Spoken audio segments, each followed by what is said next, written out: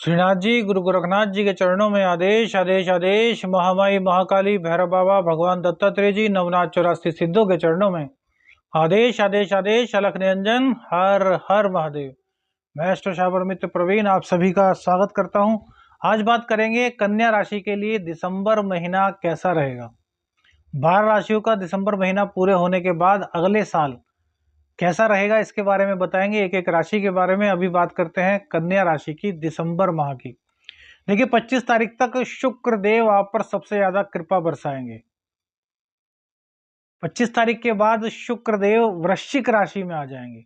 वहीं सूर्य देव आपके 15 दिसंबर में चतुर्थ स्थान में आएंगे। अभी तक वो तृतीय भाव में है। इन सब ग्रह स्थितियों का बड़ा शुभ प्रभाव आप पर बनने वाला है। दिसंबर माह आपके लिए बहुत ही शुभ माह कहा जाएगा। गोचर की स्थिति कुछ इस प्रकार की बनी हुई है कि जिन लोगों की कुंडली में थोड़ा सा भी भाग्येश, लग्नेश, सुखेश, धनेश कोई भी ग्रह थोड़ा सा भी मजबूत होगा, आपको सपोर्ट कर रहा होगा, तो इस महीने में आपको हर तरह का लाभ होगा। ख्याति का लाभ, धन का लाभ, सांसारिक लाभ, भौतिक लाभ और भैया वासनात्मक लाभ भी। खास तौर से एक चीज बता दें, हालांकि ज्योतिष से आप कुछ भी छुपा नहीं सकते। बहुत सी चीजें सार्वजनिक मंच पर करने की नहीं होती, लेकिन इस महीने वो लोग खास तौर से कमेंट्स करके बताएं, चाहे स्त्री या पुरुष, जिन लोगों की शुक्र के कमजोर होने से, शुक्र के पीड़ित होने से काम भावना कम हो गई थी या किसी प्रकार की कई कमी फील कर रहे थे, वो अचानक से ही एक्टिव हो गए हैं, नहीं हो गए हैं। अचानक से ही उनकी शक्ति बढ़ गई है या नहीं बढ़ गई। अचानक से ही उनको ऐसे लगने लगा कि यार जो फीलिंग्स हमने किल कर दी थी वो फीलिंग्स हमारे अंदर ही जिंदा है। और ये सकारात्मक पथ पर हो रहा है, सकारात्मक पथ पर। देखिए शायद ही इतनी गहरी बात आपको कोई और बता पाए। हमें मालूम है आप और भी चैनल को देखते हैं और देखना भी चाहिए, कंपैरिजन भी करना चाहिए, लेकिन सभी का अपना अपना एक अलग बताने का नजरिया होता है। और कन्या राशि का हमें की बहुत ज्यादा प्यार मिला है, इसलिए हम कन्या राशि के हर उस अनछुए पक्ष को छू कर के आपको सकारात्मक दिशा की ओर ले जाना चाहते हैं, जिससे कि आपको कहीं से भी कोई भी लाभ की अगर गुंजाइश है तो वो आपसे चूके नहीं। तो इस प्रकार की आपकी शक्ति बढ़ी होगी, इस प्रकार की आपकी इच्छा बढ़ी होगी।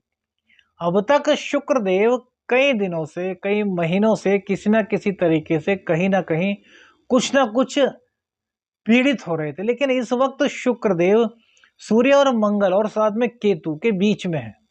लेकिन बृहस्पति की डायरेक्ट दृष्टि होने से आप अपने अंदर की कमी को पहचान गए होंगे और उसका उपचार कर लिया होगा। बहुत से लोगों ने तो साइकोलॉजिकल अपने आप को मजबूत किया होगा और उन्हें लगा होगा कि हाँ यार हम तो बेवजह ही डरते थे, हम तो बेवजह ही अपने आप में कुड़ते रहते थे कि हम में यह कमी है, जबकि हम में तो यह कमी ही नहीं है।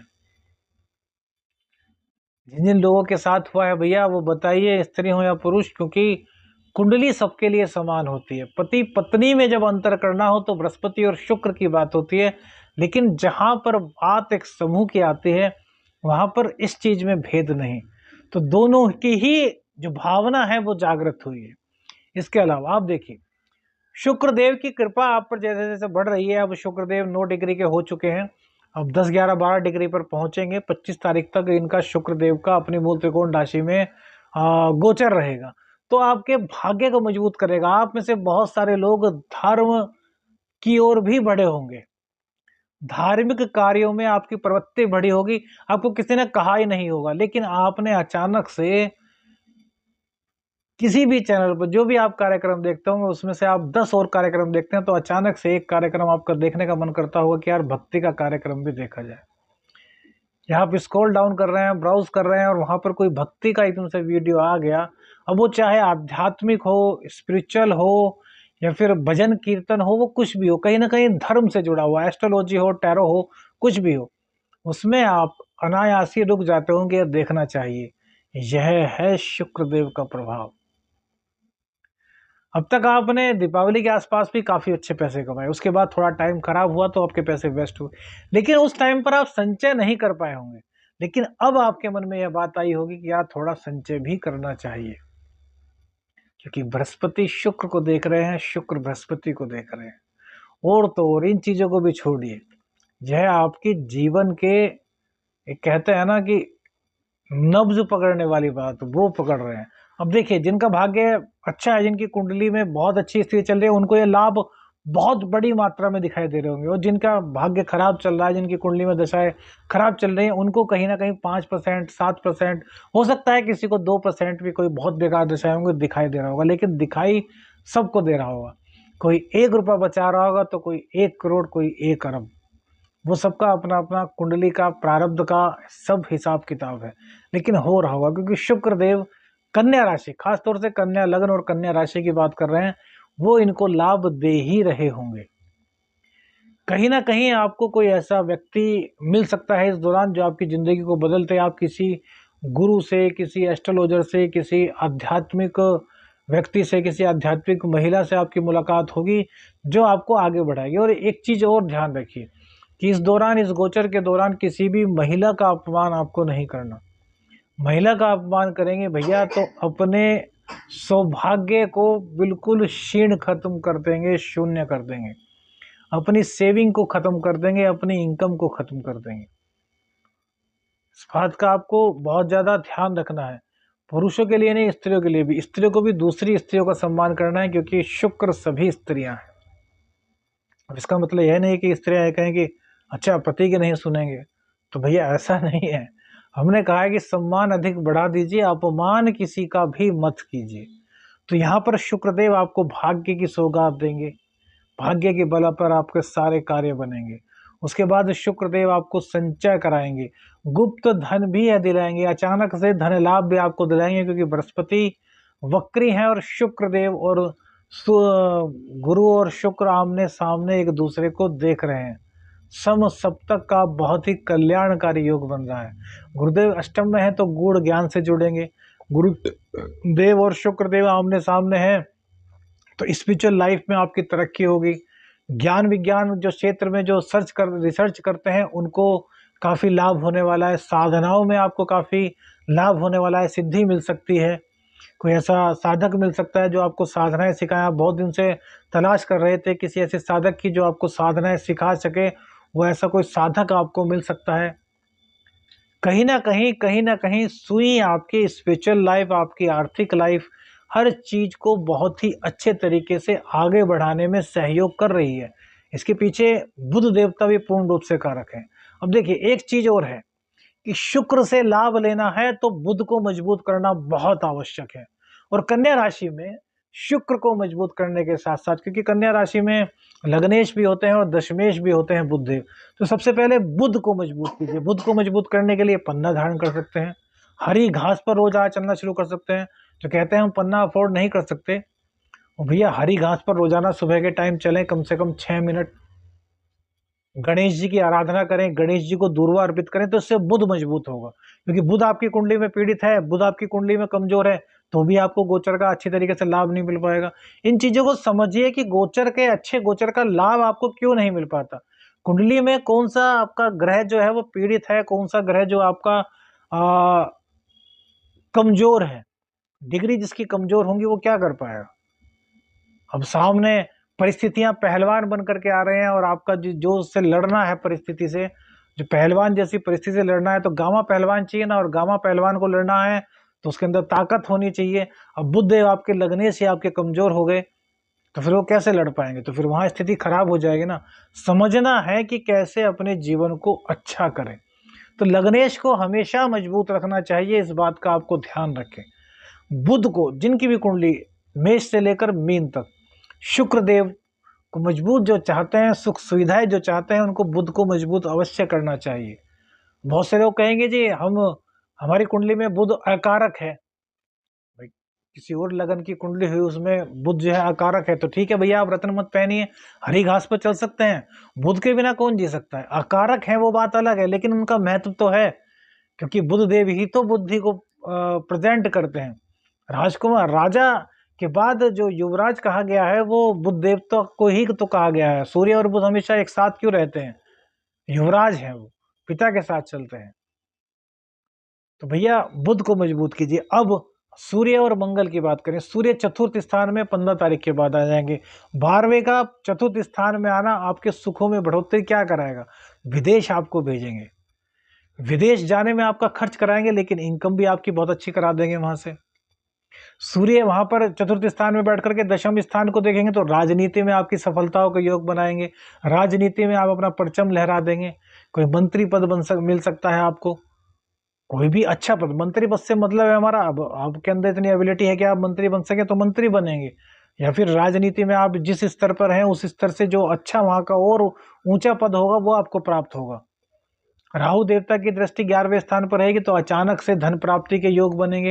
मंगल देव की दृष्टि नवम भाव पर होने से, सूर्य की फिलहाल दृष्टि नवम भाव पर होने से आध्यात्मिक कार्यों में रुचि बनेगी। पराक्रम की कमी नहीं रहेगी, जोशीले रहेंगे, लेकिन व्यस्तता रहेगी, क्योंकि देखिए मंगल देव तृतीय भाव में होने से पराक्रमी आपको बनाएंगे। हर टाइम आपके पास कुछ ना कुछ काम रहेगा, खाली नहीं बैठ पाएंगे। तो इन्हीं सब स्थितियों के आधार पर आपका जो दिसंबर का महीना है वो बहुत ही बेहतरीन कहा जा सकता है। अब एक चीज और आएगी कि दाम्पत्य को लेकर दिक्कत, दाम्पत्य को लेकर के जो दिक्कत है वो हमने आज के राशिफल में जो 8 दिसंबर का राशिफल है उसमें एक रामबाण सूत्र बताया है। उस रामबाण सूत्र को आप देखिए तो राहु का उपाय होगा, तो राहु का उपाय होगा तो दाम्पत्य में धीरे धीरे निखार आना शुरू होगा। देखिए बृहस्पति पीड़ित हो गए, सप्तमेश अष्टम स्थान में चले गए तो दाम्पत्य में दिक्कत होगी, और सप्तम में राहु बैठ गए, केतु की दृष्टि भी है। तो भैया यहाँ पर दाम्पत्य में दिक्कत दिखाई देती है, जीवन साथी का स्वास्थ्य खराब होना, जीवन साथी से मतभेद होना, विच्छेद की स्थिति बनना, ये सब स्थितियां चलेंगी। तो आप राहु को कंट्रोल कीजिए, भैरव बाबा की शरण में रहिए, भैरव बाबा का पूजा कीजिए, आराधना कीजिए। हर संडे को यदि आप शराब चढ़ा सकते हैं भैरव बाबा को तो शराब का भोग अर्पित कीजिए। जो छोटे लोग शराब नहीं चढ़ा सकते वो 5 पापड़ उड़द की दाल के सरसों के तेल में बने हुए उनको भैरव बाबा को भोग दीजिए। दही और गुड़ का भोग भी भैरव बाबा को दिया जा सकता है। जायफल भैरव बाबा को जरूर चढ़ाएं। तो हर इतवार को ऐसा करेंगे तो भैरव बाबा के जब आप मंदिर में जाकर के उनसे मन्नत मांगेंगे तो जितनी जल्दी भोलेनाथ प्रसन्न होते हैं उतनी जल्दी भैरव बाबा भी प्रसन्न होते हैं, सारे रोग कष्ट दूर कर देंगे। लेकिन भैया चलना पड़ता है। अब आप लोग सोचते हैं कि बस एक इतवार में उपाय किया और कुछ भी नहीं हुआ, ऐसा नहीं। लगातार किसी भी चीज को आप करते हैं तो उसका फल कम से कम मिलने में 3 महीने लगते हैं। हाथों की रेखाएं प्रत्येक 3 महीनों में चेंज होती हैं। जब हाथों की रेखाएं चेंज हो सकती हैं तो आपके कर्म से आपके दुख दूर क्यों नहीं हो सकते? शर्त होती है कि आप कितनी श्रद्धा के साथ अपने इष्ट की पूजा कर रहे हैं। यह महीना आपको बहुत कुछ दे रहा है। लग्नेश को मजबूत कीजिए, कुंडली दिखाइए, अपने धनेश को मजबूत कीजिए, भाग्येश को मजबूत कीजिए। बुरी परिस्थितियां भी बहुत कम बुरी बन जाएंगी। ऐसा नहीं होता कि बहुत बुरी परिस्थितियां हैं तो वो बहुत अच्छी बन जाएंगी, ऐसा नहीं होता। बुरी परिस्थितियां कम बुरी बन जाएंगी। जितना संकट आप झेल रहे हैं उससे वो संकट बहुत कम हो जाएगा, क्योंकि भैया प्रारब्ध तो भोगना ही है। अब यदि हम कहते हैं भैया कि हम आपका जाप कर देंगे, 3 महीने का जाप कर देंगे, हम आपसे दक्षिणा लेंगे, दक्षिणा के बदले में क्या होता है? दक्षिणा के बदले में हम आपका जाप कर देंगे तो आपकी वो दिक्कतें दूर होंगी, लेकिन उसका 20% हमें झेलना होगा, क्योंकि भोग तो भैया किसी ना किसी को काटना ही होगा। तो इसलिए आपसे कहते हैं कि अपने धर्म को बढ़ाओ, धर्म भाव को मजबूत करोगे तो भोग को भोगने की सहन शक्ति आपके अंदर आ जाएगी और फिर अच्छे कर्म शुरू होंगे। अब से कोई भी बुरा कर्म मत कीजिए, इस चीज की सौगंध लीजिए। कुल मिलाकर के यहाँ दाम्पत्य जीवन को छोड़ करके किसी भी क्षेत्र में आपके दिक्कत नहीं दिखाई दे रही। प्रेम संबंध बहुत अच्छा दिखाई दे रहा है। जिसके पास नौकरी नहीं है उसको नौकरी मिल रही है। बिजनेस बहुत अच्छा चल रहा है। सेविंग हो रही है, इनकम आपकी बढ़ रही है, एक से ज़्यादा आप नए काम कर सकते हैं। शुक्रदेव की कृपा से कहीं ना कहीं भूमि भवन वाहन खरीदने का योग भी इस वक्त आपका बनता है। शत्रु पूरी तरीके से परास्त रहेंगे, शत्रु आपके ऊपर हावी नहीं हो सकते। भैरव बाबा का भैरवाष्टकम का पाठ जरूर कीजिएगा। उसके अलावा शिव तांडव स्तोत्र का पाठ कीजिएगा। भगवान शिव को रोजाना दूध चढ़ाइएगा और गणेश जी को दूर्वा अर्पित कीजिएगा। 3 महीने लगातार अगर यही उपाय कर लेते हैं ना, तो 3 महीने बाद आपको अपनी ज़िंदगी में फ़र्क दिखाई देगा, यह तय है। आदेश आदेश अलख निरंजन। हर हर महादेव।